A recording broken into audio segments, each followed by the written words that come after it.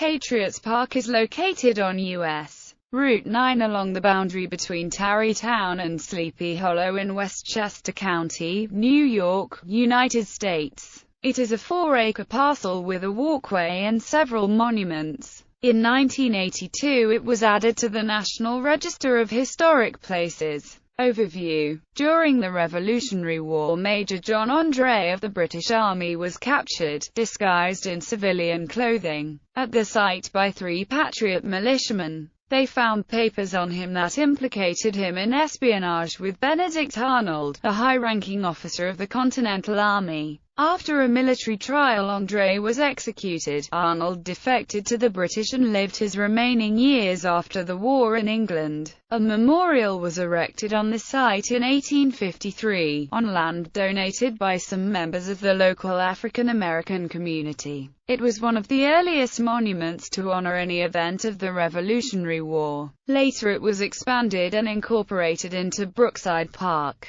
a late 19th century Beaux Arts residential development by the firm of Carrere and Hastings. Later it became the campus of 2 different girls' boarding schools, one of which was attended by Lauren Bacall. It became a park and took its current name in the middle of the 20th century, and all buildings but the gatehouse were demolished. Grounds. The park is a 4-acre parcel located between North Broadway on its east, North Washington Street to the west, and College Avenue on the north. The southwest corner has some houses continuing down to Wildey Street. Tarrytown's public library is to the southeast. Across North Washington are more houses, which continue to the college intersection at the northwest. Church of the Immaculate Conception is across from the park at College and North Broadway. To the east is the large open lawn of John Paulding School, the public elementary school of the Union Free School District of the Tarrytowns, which has its headquarters north of the school in the former Edward Hardin Mansion, also listed on the National Register. Behind them runs the Old Croton Aqueduct, a National Historic Landmark.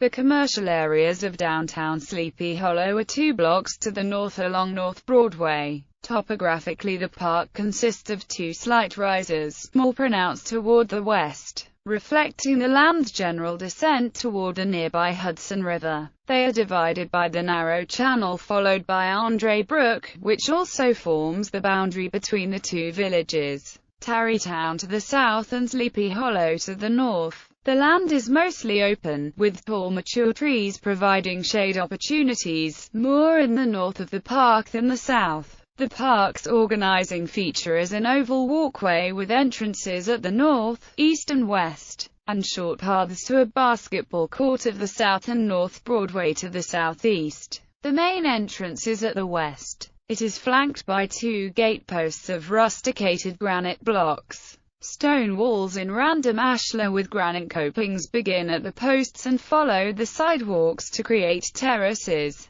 broken by granite steps to the walkway, on either side of the entrance. They end in granite consoles. In the north terraces is a stone gatehouse, 1 bay on each side with walls laid in a random ashlar pattern and topped by a cornice line. Atop is a hipped roof shingled in asphalt, with exposed rafter ends. Its entrance is on the west facade, the only window is on the north. South of the west entrance is the Katzes Monument, enclosed by a square iron fence. It consists of 2 pedestals topped by a bronze statue of John Paulding, one of the local men who apprehended Andre. The older lower pedestal is a square block of white Sing Sing marble with a recessed panel on the west side. Inside the panel is a bronze commemorative plaque with a bas-relief depicting Andre's capture. It supports the upper pedestal, a narrowing concrete block, and the statue of Paulding atop that.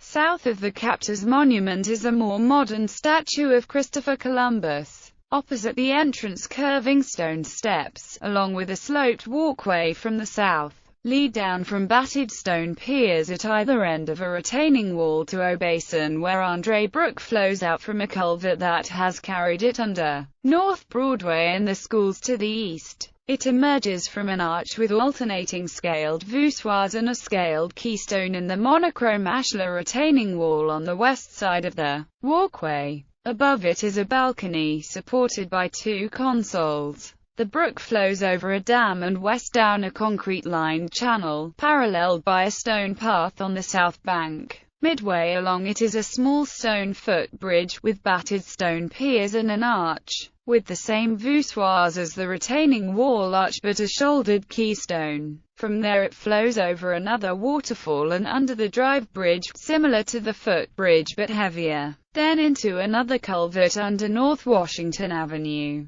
There are two playgrounds within the park. A smaller, older one is in the northwest corner, and a newer and larger one in the southwest, near the library. Decorative lamps line the drive, and benches are located around the park. History. The park derives its primary importance from the capture of Major André during the war. The monument was erected in the mid-19th century. After being developed for residential use in the late 19th century, it became home to two girls' schools and finally, today's park, undergoing several renovations in the process. 1780. Capture of Major André in 1780, 5 years from the start of the Revolutionary War. The settlements that would later become the Tarry Towns were in the middle of neutral ground, the 30-mile-wide no-man's land between British forces occupying New York City and the Continental Army north of the Croton River.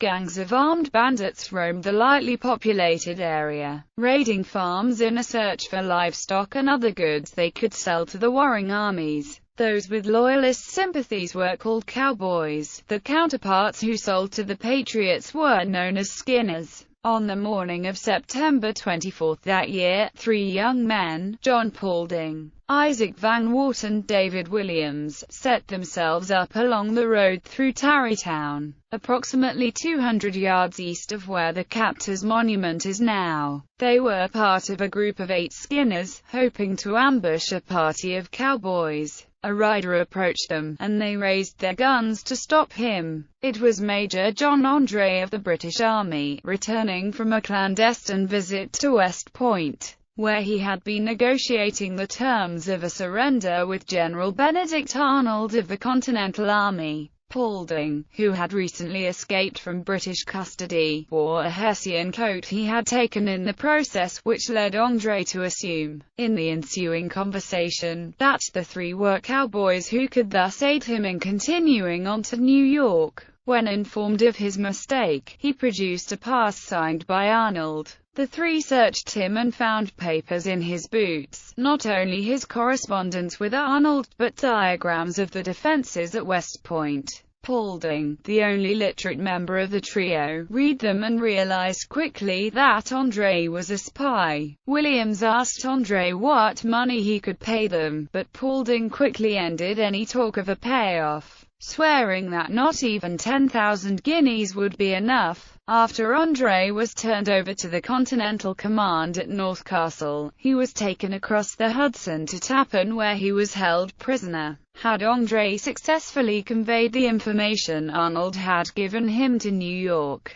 the British could have managed to secure the Hudson and cut New England off from the other rebellious colonies, resolving the stalemate of the time in their favor and drastically changing the outcome of the war. Arnold, tipped off about André's arrest by a member of his staff unaware of his commander's involvement, was able to escape to the British with his family. After holding some commands in the British Army, he emigrated to England at war's end, where he was buried 2 decades later. Paulding, Van Wart and Williams were recognized and compensated for their roles in the capture. The Continental Congress awarded them lifetime pensions and the Fidelity Medallion, generally considered the first U.S. military decoration. The state gave them farms confiscated from Loyalists.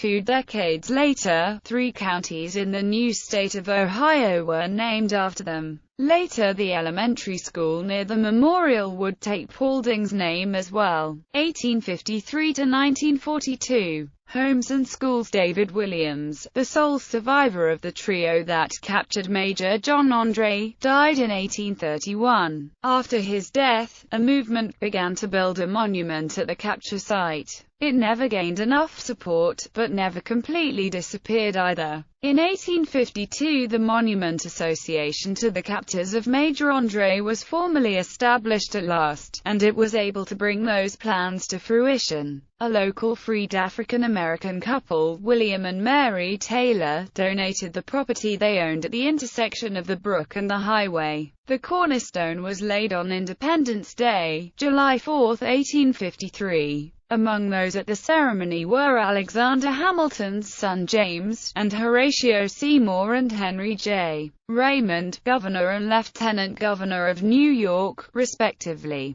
The lower pedestal was raised shortly thereafter, of marble quarried in nearby Sing Sing, today Ossining. It was topped with an obelisk. On the centennial of the capture in 1880, the monument was expanded and rededicated. A crowd of 70,000 attended the ceremony, presided over by Samuel J. Tilden and Chauncey Depew. The obelisk was replaced with the current concrete block and topped with a statue of Paulding by William R. O'Donovan, donated by a Tarrytown resident. At that time there were 3 houses across North Broadway, dating to at least 1865. They were demolished to clear the way for an 1892 plan to incorporate the monument into Brookside Park, a new residential development. Carrere and Hastings designed 8 wood and stone Beaux-Arts cottages and a stone gatehouse, meant to blend in with the site, and laid out the park's extant landscaping, its symmetry and grandiose treatment of the basin characteristic of their chosen style. By the end of the year all were completed, at a cost of $10,000 apiece.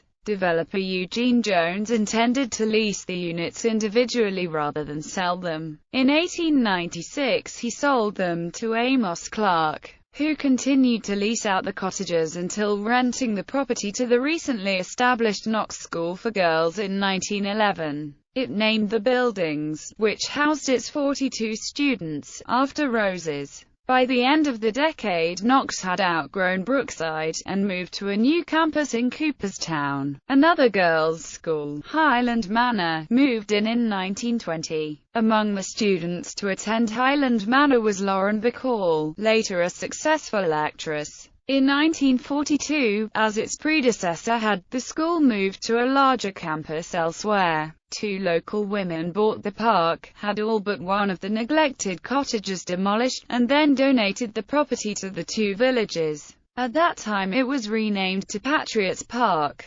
1943 present. Park. After World War II ended, 3 local garden clubs formed a committee to guide the restoration of the park. Following a plan by a still unidentified architect, the foundations of the demolished houses were filled in and planted in 1949. Over the next 6 years further improvements were made. New paved paths were created, dead trees replaced with younger dogwoods and the brook channel lined with concrete. All the masonry was reset and repointed. The remaining house from Brookside Park was used as a gymnasium and storage area until it was demolished around 1970. The gatehouse is the only building left from that development. As of 1982, the villages of Tarrytown and North Tarrytown both allocated $1,000 a year to the park's maintenance.